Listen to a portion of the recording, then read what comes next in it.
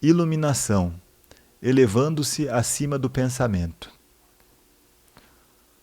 Pergunta: o pensamento não é indispensável para sobrevivermos nesse mundo? Nossa mente é um instrumento, uma ferramenta. Está ali para ser usada em uma tarefa específica e depois ser deixada de lado. Sendo assim, eu poderia afirmar que 80 a 90% dos pensamentos não só são repetitivos e inúteis, mas por conta de uma natureza frequentemente negativa, são também nocivos. Observe sua mente e verificará como isso é verdade. Essa atitude causa uma perda significativa de energia vital. Esse tipo de pensamento compulsivo é, na verdade, um vício. O que caracteriza um vício? O que caracteriza um vício? Simplesmente não termos mais a opção de parar. O vício parece mais forte do que nós. Proporciona ainda uma falsa sensação de prazer, um prazer que quase sempre se transforma em sofrimento.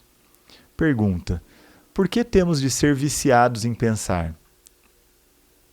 Porque estamos identificados com esse processo, já que a percepção do eu interior tem origem no conteúdo e na atividade de nossas mentes. Acreditamos que deixaríamos de existir se parássemos de pensar. No processo de crescimento, construímos uma imagem mental de nós mesmos, baseada em nosso condicionamento pessoal e cultural. Podemos chamar isso o fantasma pessoal do ego. Consiste em uma atividade mental e só pode ser mantido através do pensar constante. A palavra ego tem sentidos diferentes para pessoas diferentes, mas aqui significa um falso eu interior, criado por uma identificação inconsciente com a mente. Para o ego, o momento presente dificilmente existe. Só o passado e o futuro são considerados importantes. Essa total inversão da verdade explica por que, para o ego, a mente não é totalmente funcional.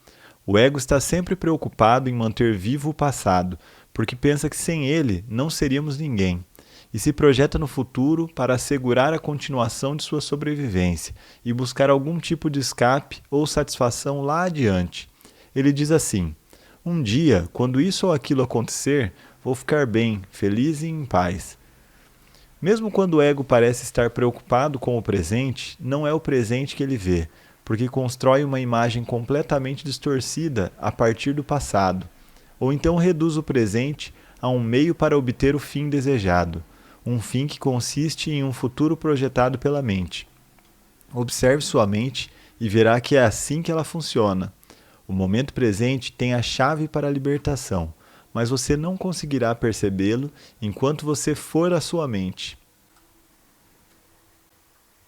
Pergunta ou afirmação: não quero perder a minha capacidade de analisar e criticar.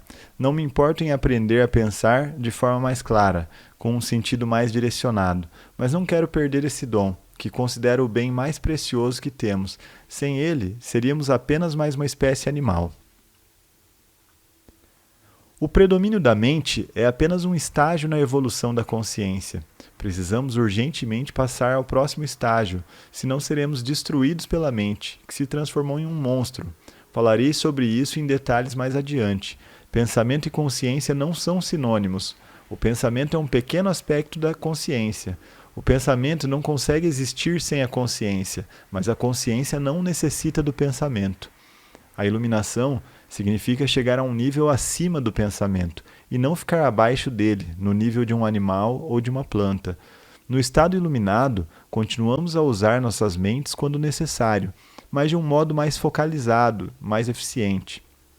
Assim, utilizando nossas mentes com objetivos práticos, não ouvimos mais o diálogo interno involuntário e sentimos uma enorme serenidade interior. Quando usamos de fato nossas mentes, e em especial quando necessitamos de uma solução criativa, há uma oscilação de segundos entre o pensamento e a serenidade, entre a mente ativa e a mente vazia. O estado de mente vazia é a consciência sem o pensamento. Só assim é possível pensar criativamente, porque somente desse modo o pensamento tem alguma força real. O pensamento sozinho, quando não mais conectado com a área da consciência, que é muito mais ampla, rapidamente se torna árido, doentio e destrutivo. A mente é, em essência, uma máquina de sobrevivência. Ela executa muitas coisas boas quando, por exemplo, ataca outras mentes e se defende delas, coleta, armazena e analisa uma informação, mas não é nada criativa. Todo artista verdadeiro, quer tenha ou não consciência disso, cria a partir de um lugar de mente vazia, que se origina de uma serenidade interior. A mente então dá forma ao impulso criativo ou insight. Até mesmo os grandes cientistas têm relatado que as suas descobertas mais originais aconteceram em um momento de serenidade mental. Uma pesquisa nacional realizada com alguns dos matemáticos mais preeminentes que já atuaram nos Estados Unidos, incluindo Einstein, para estudar seus métodos de trabalho, mostrou que o pensamento é apenas uma parte secundária da fase breve e decisiva do ato criativo em si. Logo, eu poderia dizer que a maioria dos cientistas não é criativa, não porque não sabe pensar, mas sim porque não sabe como parar de pensar.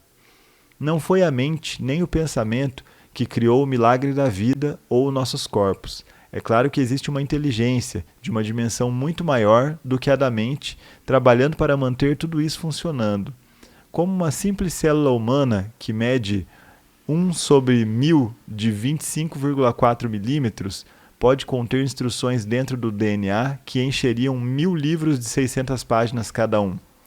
Quanto mais aprendemos sobre o funcionamento do corpo, mais percebemos como é vasta a inteligência que age dentro dele e como sabemos pouco a esse respeito. Quando a mente se relaciona com o corpo, transforma-se na mais maravilhosa das ferramentas. Serve então a alguma coisa maior do que ela mesma.